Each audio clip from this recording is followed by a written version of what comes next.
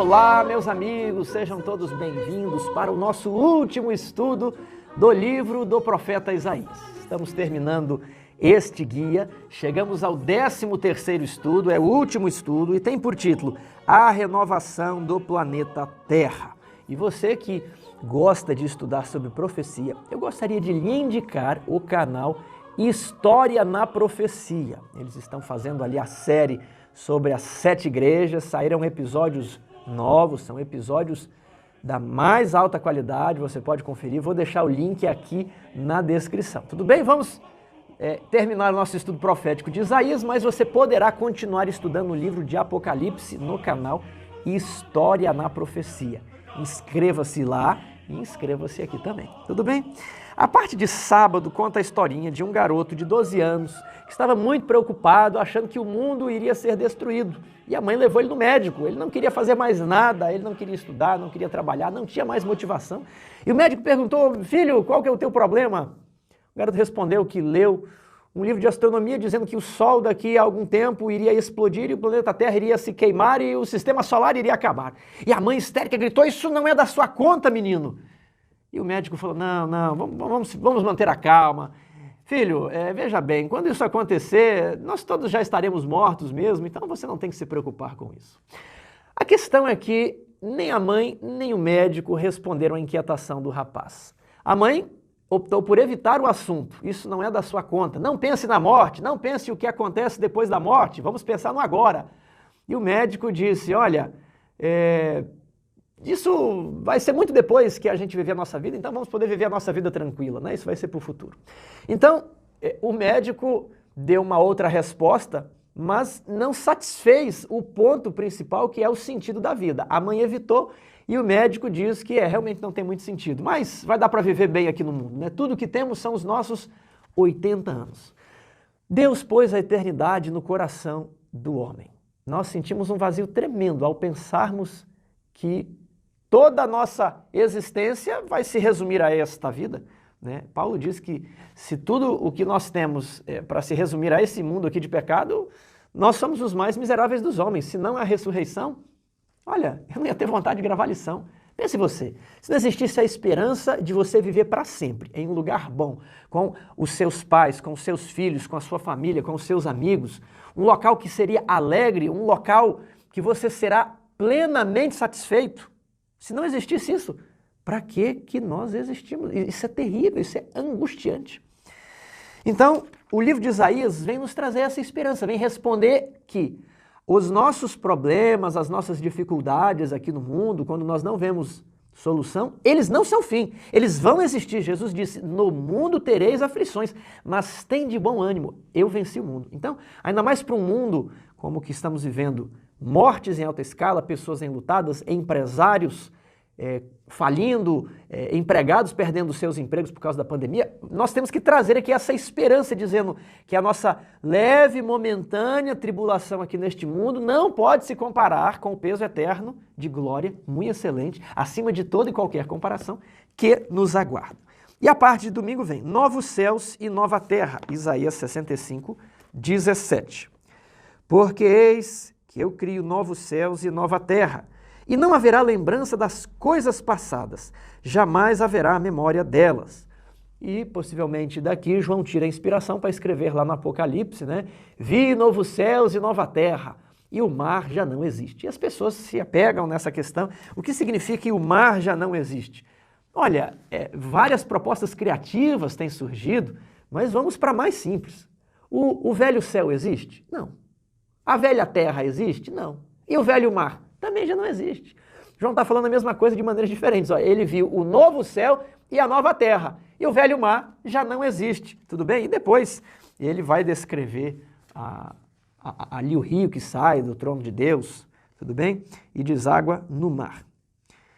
Que tipo de restauração? Então estamos lendo aqui, Isaías 65, verso 18 agora. Mas vós folgareis e exultareis perpetuamente no que eu crio, porque eu crio para Jerusalém alegria e para o seu povo regozijo. Então, o novo céu e a nova terra não vão ser um lugar entediante, chato, não. Será cheio de alegria, será cheio de novidade por toda a eternidade. E exultarei por causa de Jerusalém, e folgarei do meu povo, e nunca mais se ouvirá nela voz de choro nem de clamor. Não haverá mais nela criança para viver poucos dias, nem velho que não cumpra os seus. Porque morrer aos 100 é morrer ainda jovem, e quem pecar só aos 100 será amaldiçoado. Eles edificarão casas, e nelas habitarão, plantarão vinhas e comerão seu fruto.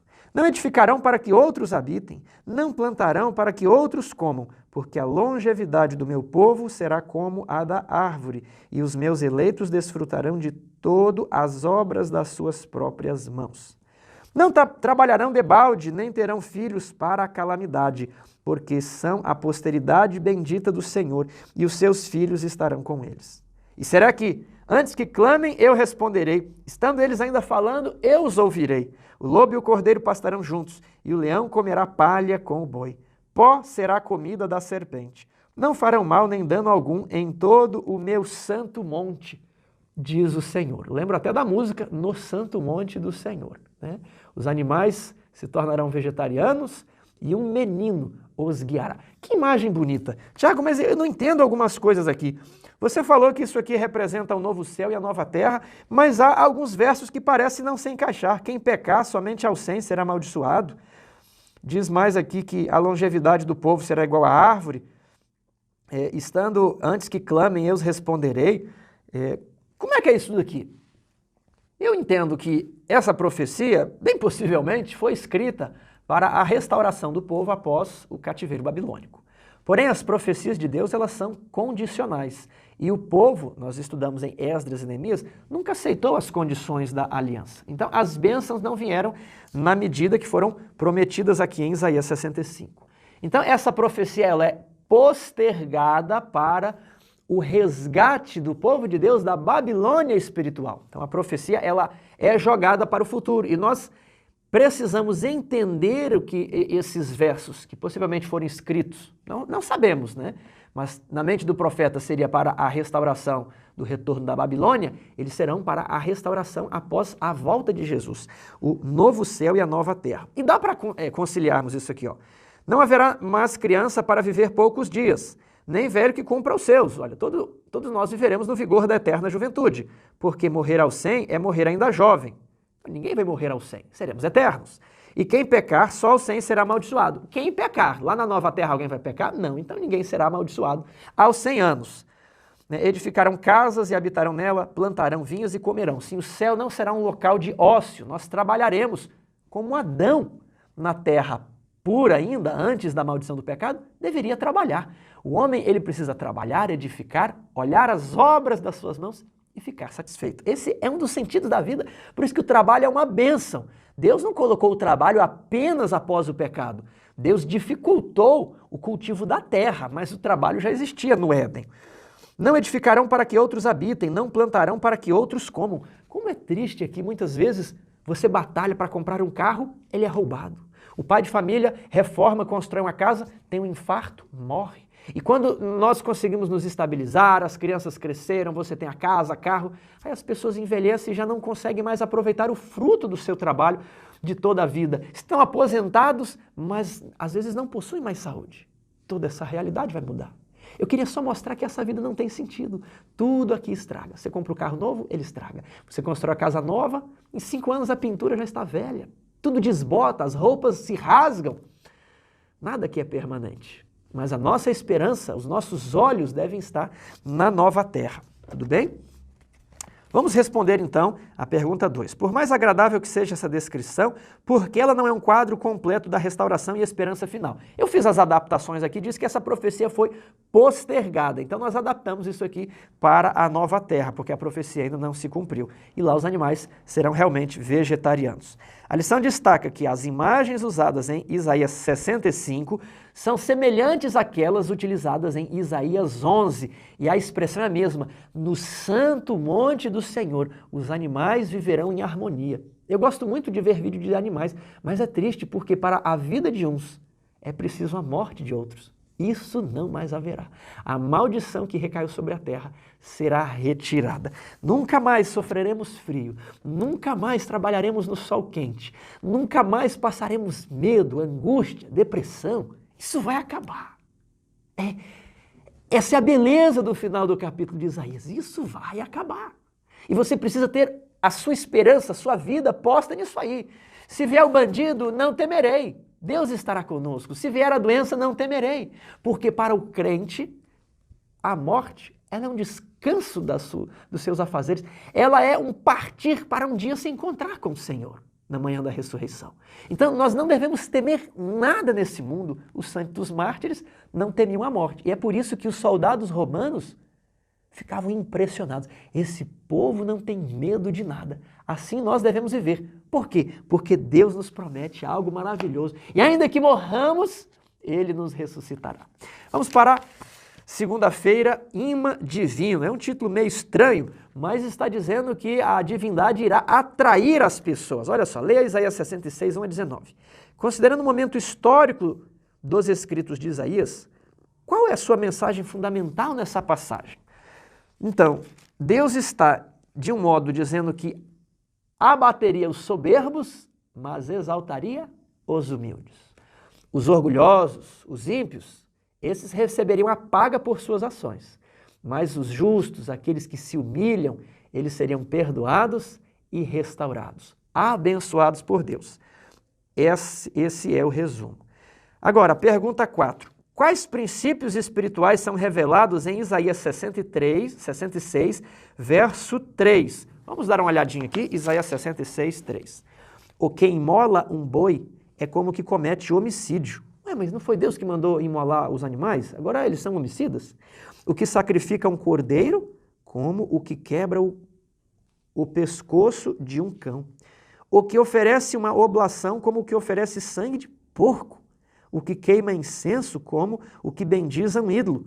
Como estes escolheram os seus próprios caminhos, e a sua alma se deleita nas suas abominações. Aí o verso 3. Assim eu lhes escolherei o infortúnio, e farei vir sobre eles o que eles temem. Agora, por que se Deus pediu os sacrifícios e os rituais, Deus está considerando, né, isso como assassinos, como pessoas que praticam maldade, porque eles escolheram os seus próprios caminhos.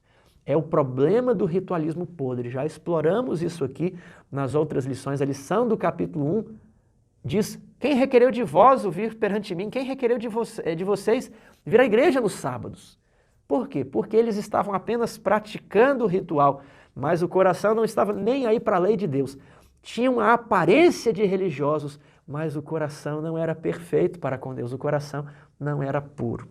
Tiago, como essa mesma ideia pode ser expressa no contexto do cristianismo e da adoração nos dias de hoje? Eu quero dar 2 exemplos para vocês. Eu já fui jovem, eu falei isso para os jovens que eu acompanho, que o sábado precisa ser guardado.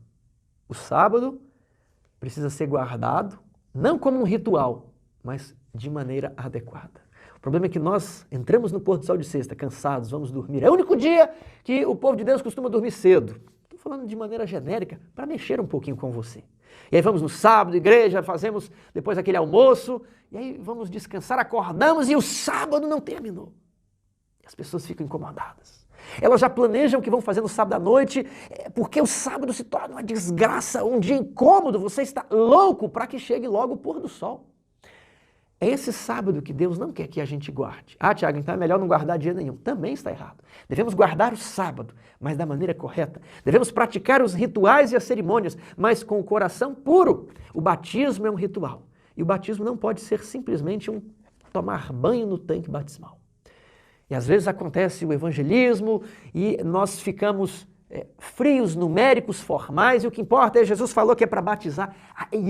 Aí que nós entramos no problema aqui do verso 3. Olha, o que imola um boi é como que comete homicídio, o que sacrifica um cordeiro como que quebra o pescoço de um cão, e o que oferece uma oblação como o que oferece sangue de porco. Já pensou se Deus olhasse para nós como um povo que talvez não estamos guardando o sábado e nem praticando o batismo da maneira correta, e dizendo assim, olha, aquele que guarda o sábado é como o que pratica a maldade contra o seu próximo.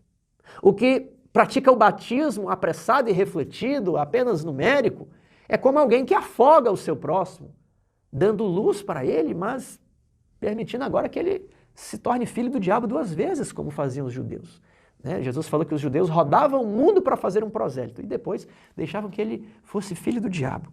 Então, não vamos batizar ninguém, é isso? Não, vamos batizar, mas batismo, guarda do sábado, santa ceia, o serviço e os programas da igreja não podem ser feitos com o fim em si mesmo, o programa pelo programa.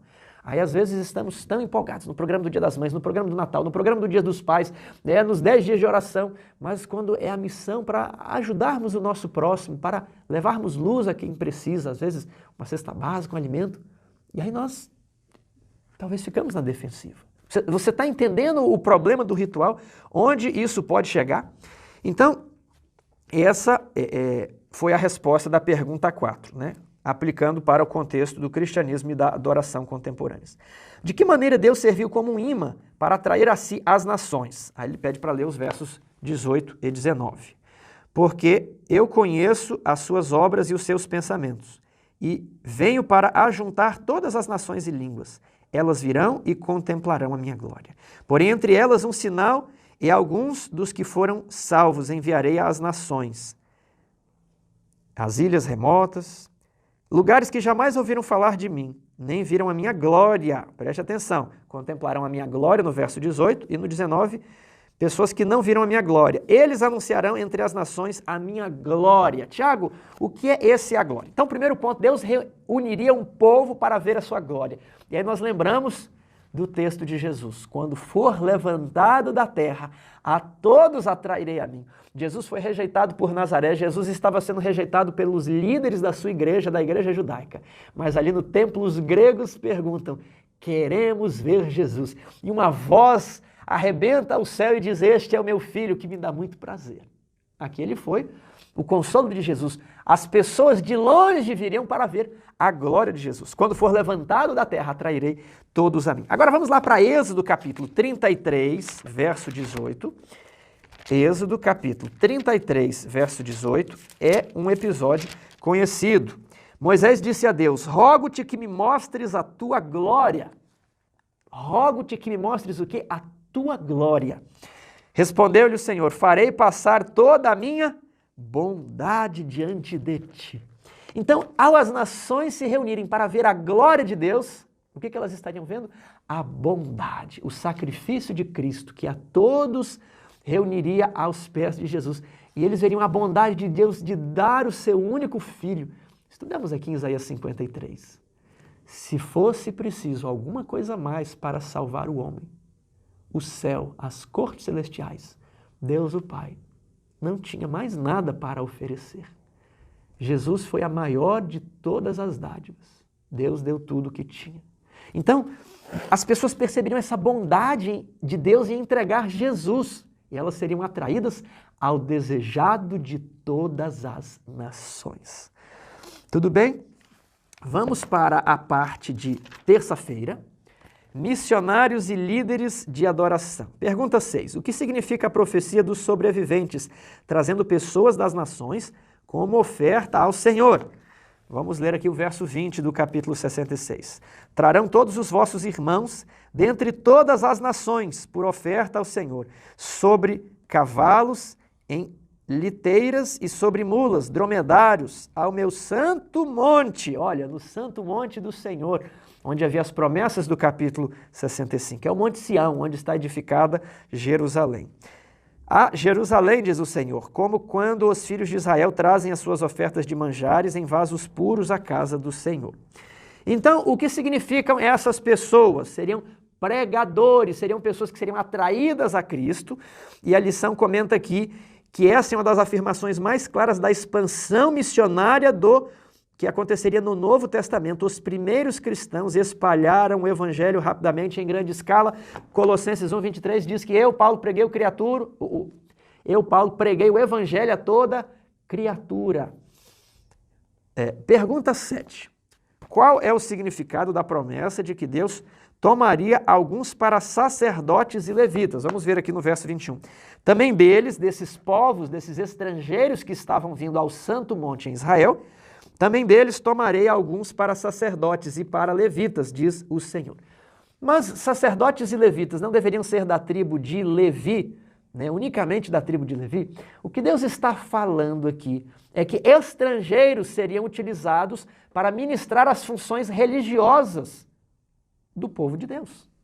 Então, haveria a derrubada do muro que fazia a separação entre judeus e gregos. Esse é o muro que aparece lá em Efésios 2,15. Mas eu gostaria de olhar com vocês algumas passagens aqui do próprio Isaías. Em Isaías 42, nós temos o servo, e ele promulgaria o direito aos gentios. Verso 4, e as terras do mar, as ilhas, os outros continentes, aguardarão a sua doutrina, ou seja, a doutrina, a nova aliança, ela seria espalhada, não ficaria mais confinada ali à religião judaica apenas. Deus queria que eles fossem luz dos gentios. Isso aconteceu quando Salomão, na expansão do seu reino, atraiu os outros reinos. A rainha de Sabá ficou emudecida quando viu a prosperidade de Salomão.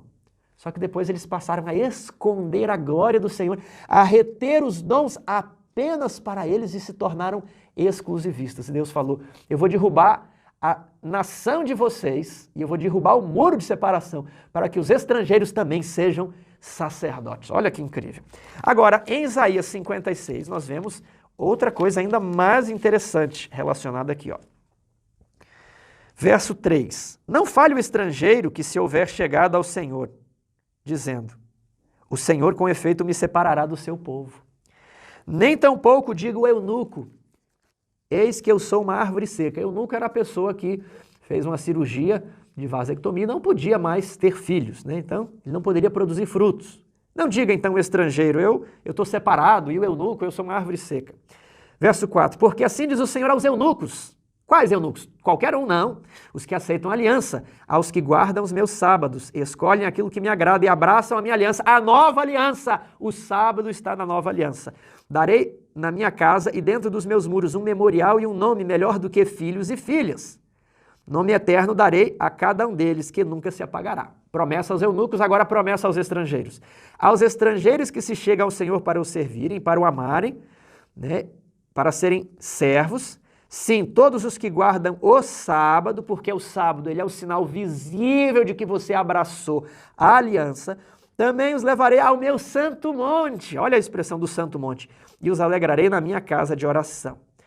Vejamos agora o final aqui, ó. Porque a minha casa será chamada casa de oração para todos os povos. Quando Jesus ele expulsa os comerciantes e fala, minha casa será chamada casa de oração para todos, para os judeus, para também os gregos. Verso 8 conclui, assim diz o Senhor Deus que congrega os dispersos de Israel.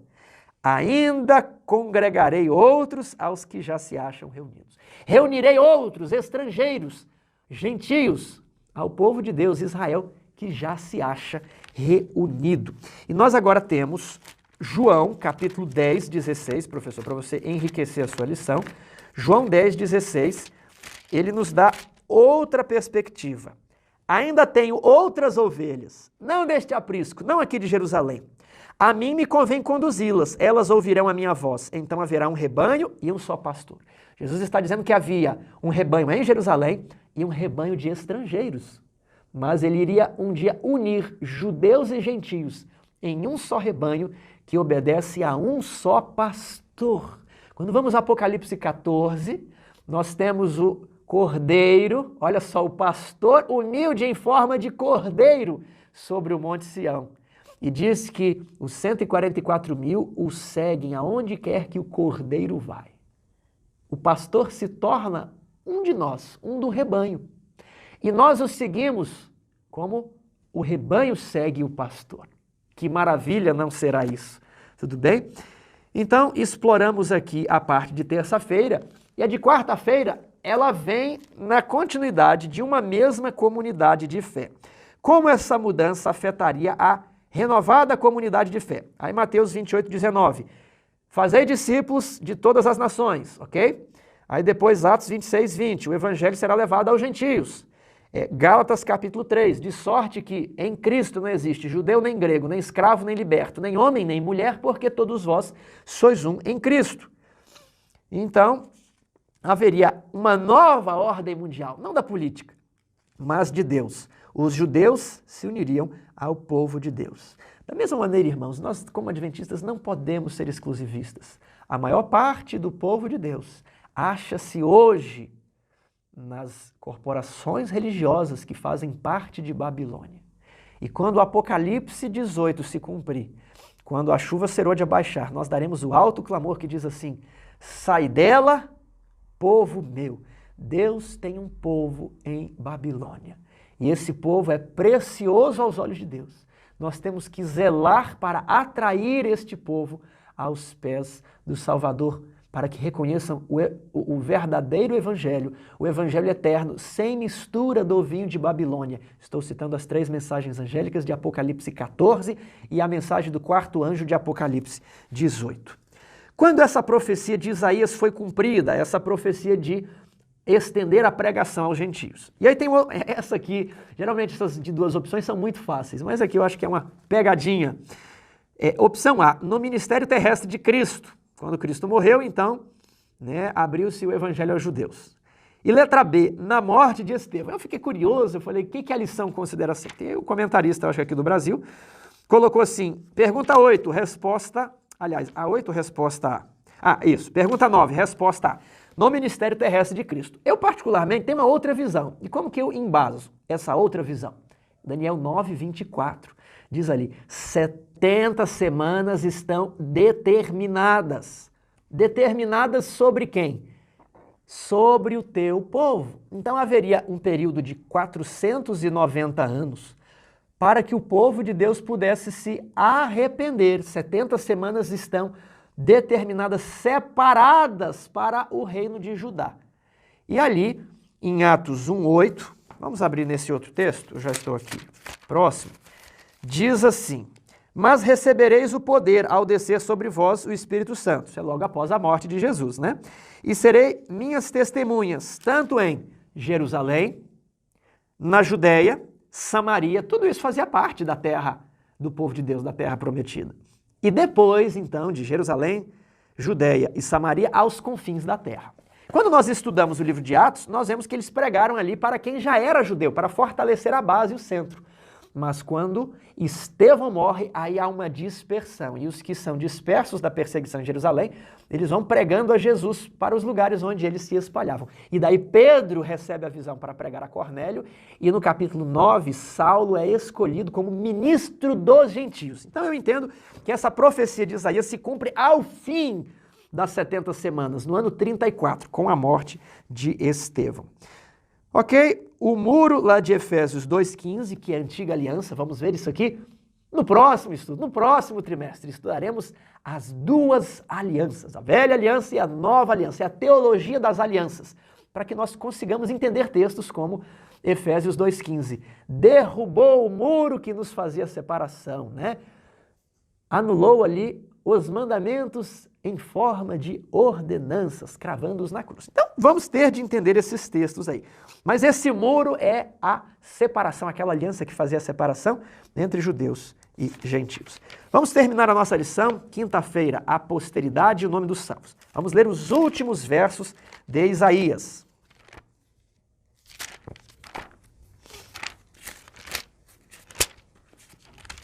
Isaías 66, 22.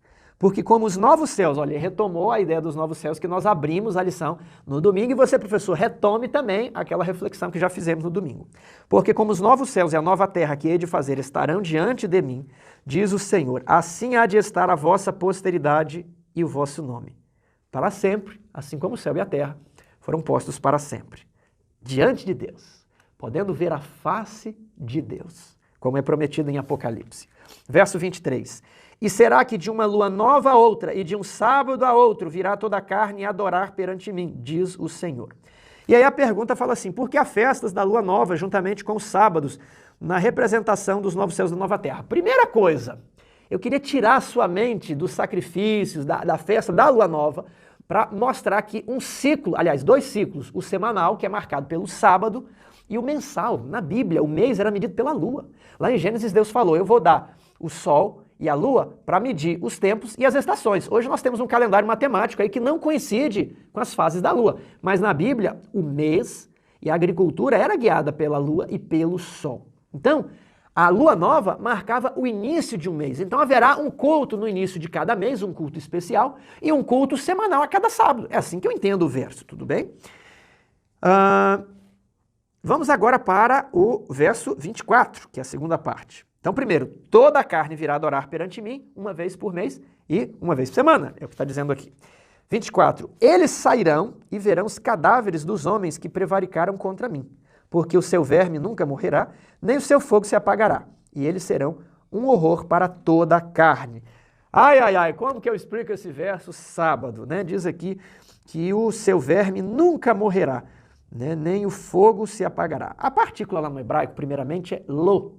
Diz que o verme não morrerá. Não está o nunca ali, está o lo.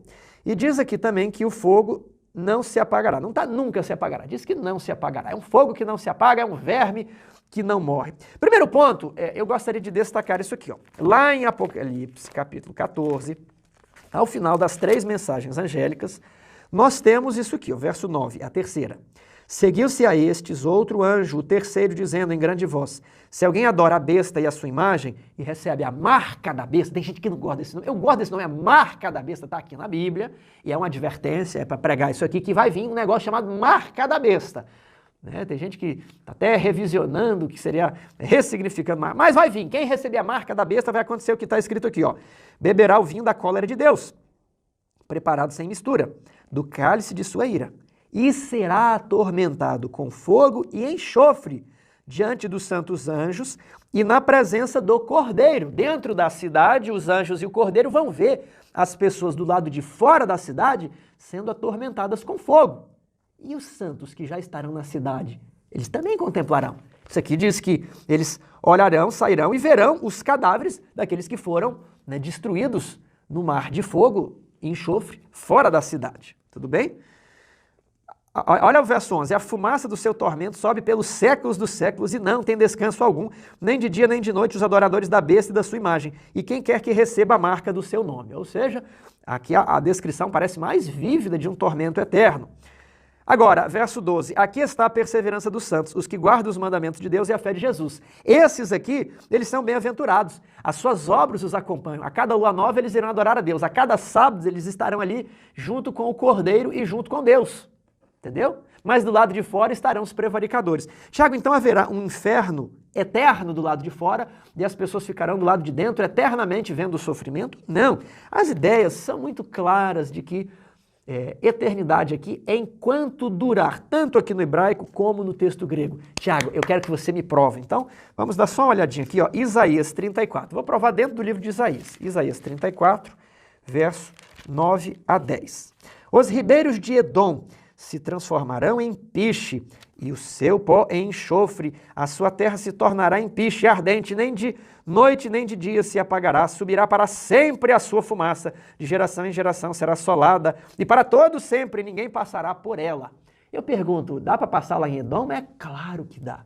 Está lá na Jordânia, tem fogo eterno lá na Jordânia? Ninguém passa na Jordânia? Não, a Jordânia é um país turístico, um país que você pode ir lá visitar várias coisas, né, visitar o monte lá, Nebo, você visita Jordânia, aliás, você visita Jericó, você visita também Petra. Então, não tem o fogo eterno aqui, que diz que nunca se apagará. Ele foi eterno enquanto durou. Vamos ver um outro exemplo aqui, que é Jeremias 17, 27. Ó, eu já escrevi isso aqui há muito tempo na minha Bíblia. Agora que eu estou precisando, eu dou uma lidinha, né, para não esquecer a passagem. Sugiro que você faça isso agora. Ó. Jeremias 17, 27. Mas se não me ouvirdes e por isso não santificardes o dia de sábado e carregardes alguma carga quando entrardes pelas portas de Jerusalém no dia de sábado, então acenderei fogo nas suas portas, o qual consumirá os palácios de Jerusalém e não se apagará. Eu pergunto, tem fogo lá em Jerusalém? Eu fui em todas as portas da cidade antiga. Não havia fogo em nenhuma. Então, ou a gente vai fechar a Bíblia e falar que a Bíblia está errada, né? Que a Bíblia diz que o fogo de Jerusalém nunca iria se apagar, ele se apagou, é possível comprovar isso, ou nós temos que entender esse não se apagará, como não se apagará enquanto cumprir a maldição ali, o castigo. Mas aí o tradutor que acredita na imortalidade da alma, inferno, ele vai e dá um colorido diferente aqui no verso 24, como que o verme nunca iria morrer e o fogo nunca iria se apagar. Não, enquanto houver o castigo, ninguém vai poder fazer nada, não vai ter como fugir do fogo, não vai ter como fugir do verme. O castigo vem e o fogo que é para queimar, ele vai queimar até Deus falar, para, e ninguém vai apagar o fogo antes, e o verme não vai morrer antes. Então, em resumo, é o mesmo resumo lá das 3 mensagens angélicas. A primeira, temer a Deus e dar-lhe glória, porque é chegada a hora do juízo. Prepare-se, Deus está julgando as pessoas. Já começou. Segunda mensagem, a corporação religiosa que se intitula ali seguidora de Cristo é falsa, é Babilônia. E a sua máscara já caiu, caiu Babilônia. Então você pode escolher, ou adorar a Deus, porque chegou a hora do seu juízo, ou você adora a Babilônia. A terceira mensagem, ela fala, quem adorar a besta e receber a marca da besta, vai ser queimado com fogo. Mas quem guardar os mandamentos e tiver a fé de Jesus, as suas obras os acompanham. Aqui está a perseverança, o esforço deles, aqui está a recompensa, eles estão na cidade. Então você escolhe na terceira mensagem. Aqui é a mesma coisa. Eu vou fazer um novo céu. Os soberbos, os ímpios, eles vão ficar lá queimando com o verme. Agora, vocês, se forem fiéis, se arrependerem e mudarem de vida, estarem preparados por ocasião da morte ou da volta de Jesus, vocês folgarão eternamente naquilo que Deus cria. Haverá alegria na nova Jerusalém. Então essa é a mensagem. Lembre de Romanos 11, 22. Considerai, pois, a bondade e a severidade de Deus para com os que caíram, para contigo bondade, se nela permanecerdes. Para com os que caíram, severidade. E você permanece, senão você também será cortado. Romanos 11, 22. Eu gostaria de terminar com aquela ideia que está lá em O Grande Conflito, na parte de sexta-feira. É dito que quando os remidos forem glorificados, nós poderemos voar, nós poderemos ter acesso a qualquer lugar do planeta. Nós viveremos milhões e milhões, bilhões e bilhões, trilhões e trilhões de anos. Ali toda a faculdade será levada avante, os maiores projetos, as maiores ambições serão implementadas, realizadas. E quando nós acharmos que já atingirmos tudo, quando tivermos feito tudo e realizado todos os nossos planos, nós vamos olhar para o horizonte e percebermos que há um infinito para além. O grande conflito terminou. Pecado e pecadores não mais existem. O universo inteiro está purificado. Uma única pulsação de harmonia e felicidade vibra por toda a vasta criação. Daquele que tudo criou emanam vida, luz e alegria por todos os domínios do espaço infinito. Desde o minúsculo átomo até o maior dos mundos, todas as coisas animadas e inanimadas, em sua serena beleza e perfeita alegria, declaram que Deus é amor. Deus ama você. Deus morreu por você. Ele quer que você se arrependa. Ele quer se encontrar, olho no olho com você. Você poderá ver o rosto de Deus Pai. Não quer você se preparar para estar com os remidos na nova terra? Essa é a minha oração, esse é meu desejo. Fique conosco, estamos encerrando um trimestre. E semana que vem iniciaremos um novo estudo. Você é o nosso convidado aqui e você é o convidado de Deus no novo céu e na nova terra que Ele está preparando. Que nós possamos nos encontrar na eternidade. Um abraço querido do Tiago e da Fernanda, de todos aqui do Adventismo Vivo. Que Deus os abençoe.